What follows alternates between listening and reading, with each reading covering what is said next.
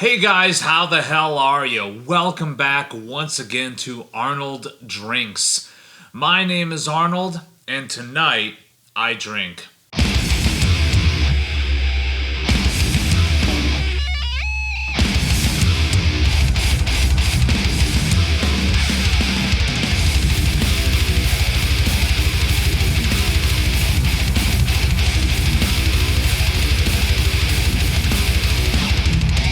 So tonight, I am having yet another one of the bottles that has sat unopened on my shelf for a hot minute. This was something that I purchased when I was on vacation. I was like, let me see if there's anything interesting at these duty-free stores. Around that time, I was kind of desperately hoping I would find a cask-strength Scotch at one of these duty-free shops. And I did. I found a few different ones actually, but this was the one that tripped my trigger the most because it was definitely something that I can't find anywhere around here. So I was like, ooh, something exciting and unique. So this is Fable.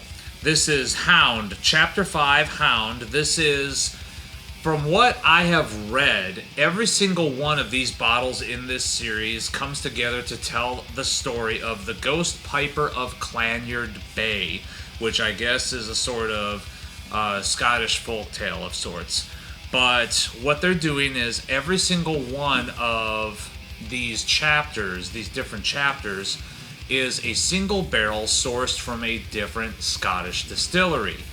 In the case of Chapter 5, Hound, it is sourced from Monachmore Distillery. It is a 13-year aged Monachmore barrel. Actually has the cask number listed here, non-chill filtered. It was a hogshead, distillery date, as well as bottling date on here. This is a Speyside distillery, by the way. This is cask strength, non-chill filtered, 58.9%. Yes, exactly what I'm looking for. A cask strength Speyside. Woo! Ooh, I can't wait to dive into this. But anyways, apparently all the other chapters come from different distilleries, and maybe even some of the newer stuff might be at different age statements, different sort of limited release. What I read about this initial batch was that this was limited to about 293 bottles, if I remember correctly. So this bottle is one of only 293. And I just cracked it open for you guys so that we can dive into this and check this out.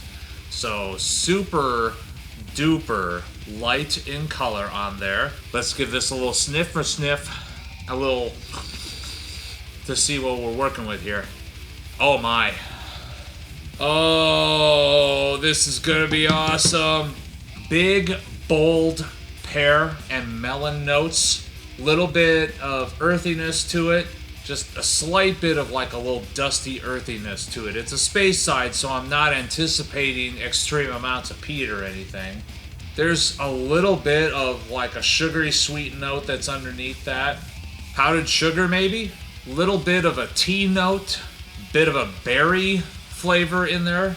Definitely some wild honey coming out to play as well. I'll be honest, this does not smell super hot cask strength at 58%. This smells a lot easier going than that. So that might be something a little dangerous. Oh, but man, the notes that are there are big and bold. That's the only thing that's kind of giving way to tell me that, yeah, this really is barrel proof, cask strength, whatever you want to call it. All right. Man, that looks so good. All right, cheers, guys. Let's give this super rare bottle its fair shot.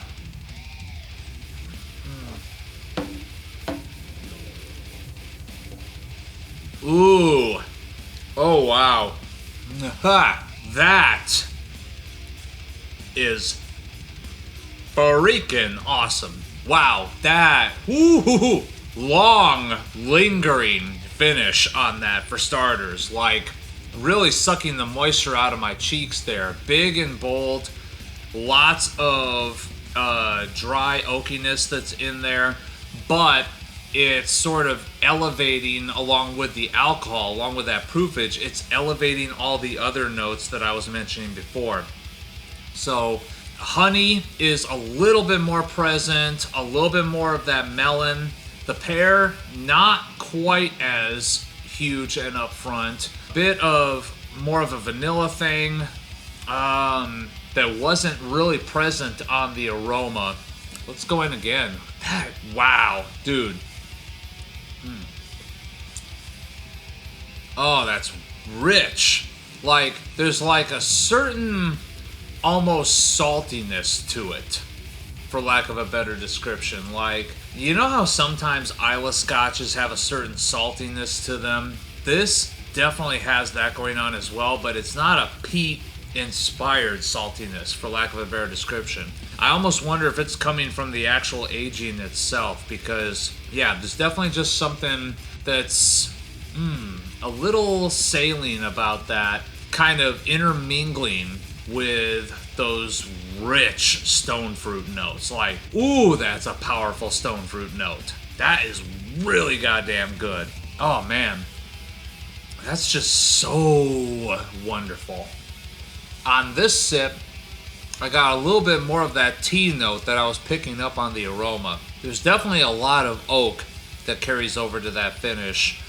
The oak comes through in a big way on the finish, but it's not like a brutal bitter oakiness at all. It's really, really enjoyable and awesome. Man, that is a total package of a Scotch right there. That is awesome. I swear, this is only furthering my love and my desire to try more cask strength barrel proof scotches, because so far, I'm telling you, so far every single one I've had, and I realize that's a dangerous statement, but every single one I've had that's been over 100 proof has been fucking fire, has been awesome, and that is no exception. Let's go in again. So when I was deciding to make this purchase, one of the things that I kept reading about it was a tasty note of strawberry. And I will vehemently disagree with that. There is no trace of that note on there. I get that everyone's palate is different. That is just nowhere to be found whatsoever on there. That is stone fruit up the wazoo, kind of a saltiness coming through. You know, it's almost funny. Now I'm getting kind of like a slight grainy note, like a saltine cracker kind of thing.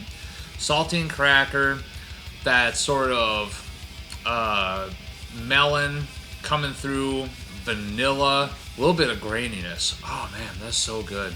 That is really, really a rather awesome Scotch. It's mature, it tastes fantastic. You're getting a lot of interesting notes that are co-mingling really, really nicely, especially that saltiness. That's just kind of something that's different, but goddamn is it there, and goddamn is it awesome. So, I mean, yeah, I've got nothing bad to say about this bottle whatsoever. I'm really happy I purchased it. I only wish now that I would have purchased some of the other chapters in the series, because there was 2 other chapters at that duty-free store. There was chapter 6 and 7, if I remember right, and man, I should have just shelled out and gotten a few more, because that is so damn awesome.